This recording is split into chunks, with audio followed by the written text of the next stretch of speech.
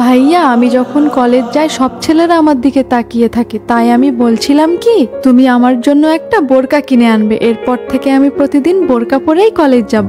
আজকালকার সময় এমন হয়ে গিয়েছে মেয়েদের পিছনে ছুটতে হয় বোরকা পরানোর জন্য, কিন্তু আমার বোন তো নিজের ইচ্ছাই বোরকা পরতে চাই।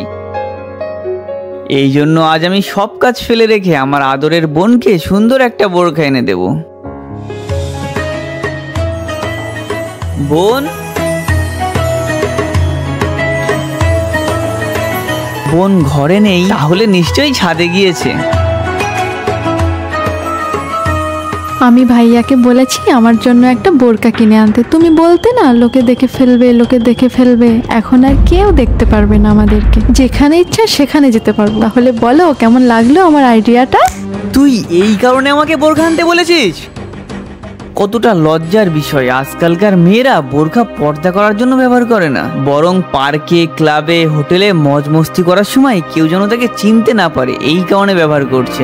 জেনে রাখিস, মৃত্যুর পর তোকে তোর গুনহার হিসেব তো দিতেই হবে, তার সাথে এই হেজাবের অপব্যবহার করার হিসাবও দিতে হবে।